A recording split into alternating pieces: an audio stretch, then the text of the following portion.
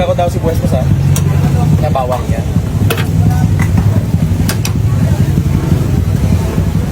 Yung pa ng taba. Kakanin po. Kanin po ko. Kakanin lang. Ito masaya. Yawn! Magkano itong ganito, boss? 160 lang. Ano, 160. So, andito tayo ngayon guys sa may corner ng Zaragoza at kahabaan ng Asuncion. Ayan. Tapat lang ng 7-Eleven guys at dinayo nga natin dito si Kuya Ambet. Yan. Ito yung Ambet Bulaluhan ng Asuncion. Sipi mo, sa 50 pesos mo, 100, 120, 140, 160. Meron ka ng bulalo, mami. Ayan.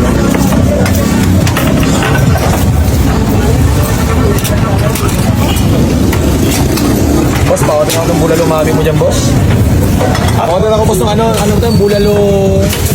Overload niya, boss. Oo.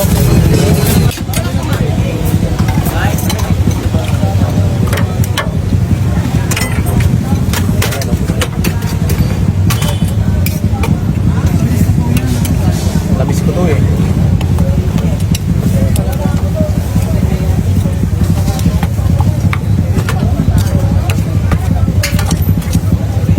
May taba-taba ka ba dyan, boss?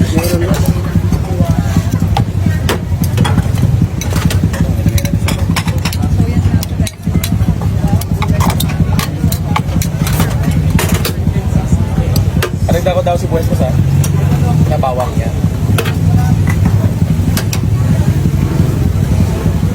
Yung pa ng taba. Kakanin po.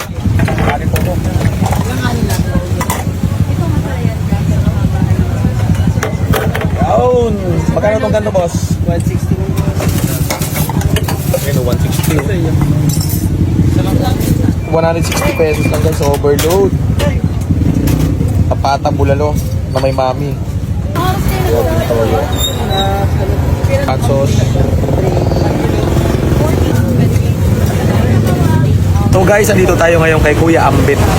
Dito sa may Bulaluhan, sa may Asuncion. Actually, na-vlog ko na to last year. So nag-crave naman ako kaya bumalik ako dito. Pero wala pang bago. Andito pa rin yung pata, bulalo, overload niyan. Ayan. So since 1999 pa nagtitinda si Kuya Ambet dito. So 1999, ilang dekada, almost 25 years. So ito talaga yung literal na dinadayo ng mga taga-Asuncion dito sa may Tondo. Pa natin. Grabe. Nalunod ng lasa. Ito guys, 160 pesos lang yan. Oh. Tikman muna natin na walang kanin.